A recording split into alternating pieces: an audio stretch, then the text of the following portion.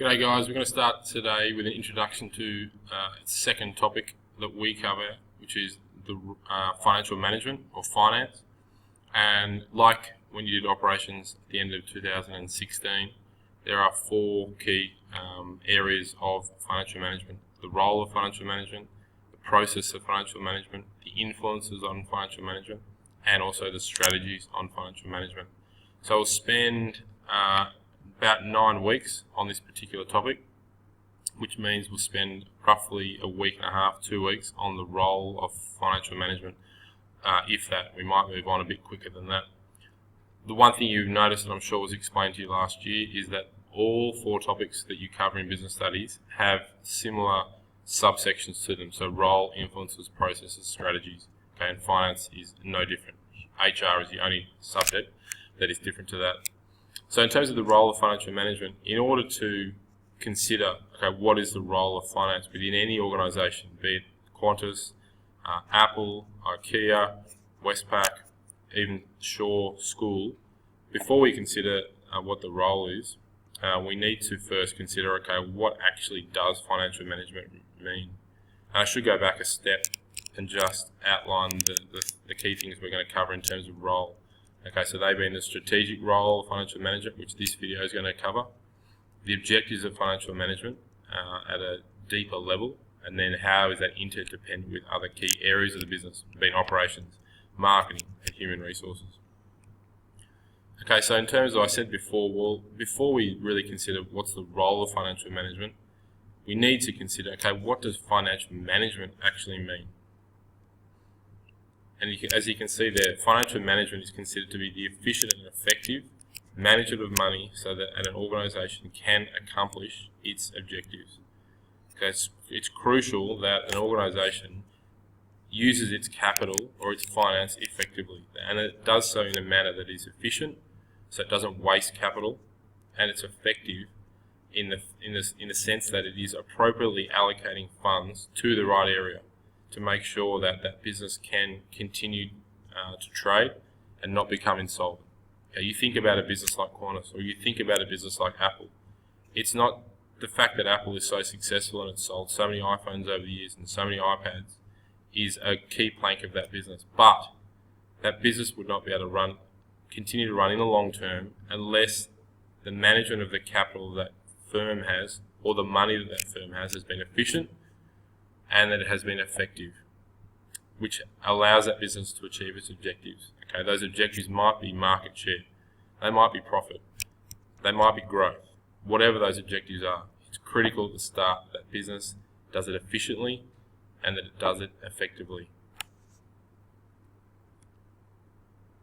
So therefore, if we understand what financial management broadly means, therefore the next question is, what does the role of financial management actually mean?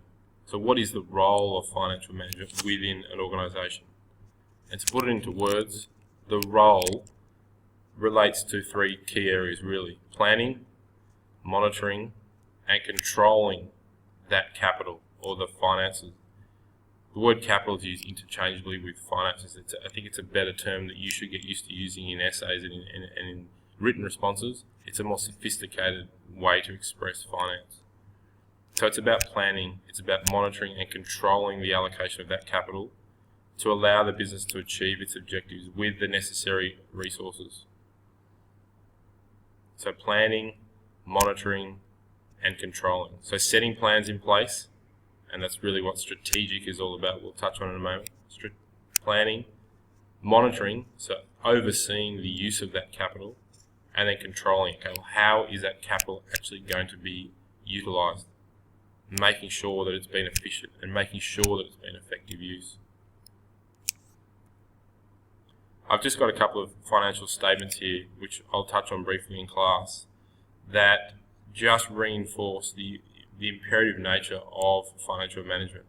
We've got an income statement here, which will be familiar to all of you, should be all of you, particularly those who've done Year 10 Commerce, and that the income statement simply showing how a business, if it's not efficient and it's not effective, will have a poor net profit, the very bottom line of this particular financial statement.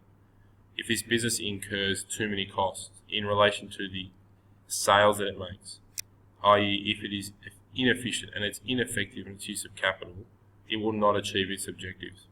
In this instance, that objective is profitability. Again, here's a balance sheet.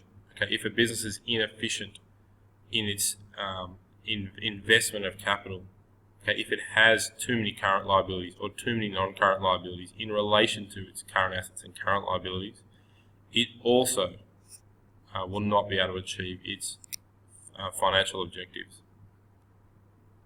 Finally, your cash flow statement.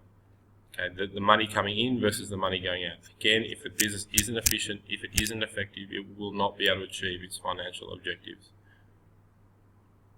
And here's just a quick snapshot for one business that failed that test, if you will.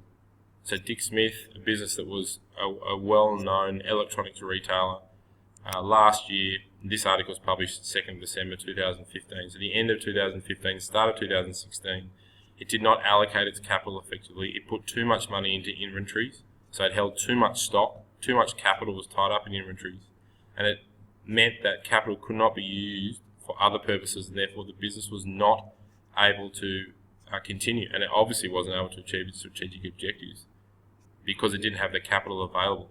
But the important thing about Dick Smith and any business, it's that efficient, effective allocation of money, or effective, efficient allocation of capital, something they did not do. And that business does not exist anymore, or it does, but it was bought by Kogan for a very low cost. So just to make sure we're clear on what the strategic role of financial management is, it's to make the funds available for the business activities and to make sure that on a day-to-day basis, that business can run smoothly from a financial perspective. The really important thing about strategic is two things. Number one, it's about the whole business. Okay, if it's Qantas, it's the whole of Qantas. If it's Apple, it's the whole of Apple. It's the whole business. And it's in the long term. So it's the whole business and it's the long term. So strategic for Qantas is considering the whole business and what role financial management is going to play for the long-term operation of this business. Same with Apple. Long-term operation of the business considering the whole business. Not just the business division that deals with the iPhone, or not just the business division that deals with the iPad. It is the whole business for the long term. That's really that's what the strategic role of finance is. Using that capital for the long term benefit and for the whole business's benefit. Okay, this is a task we'll do in class. And I'll stop there and we'll cover objectives in the next video.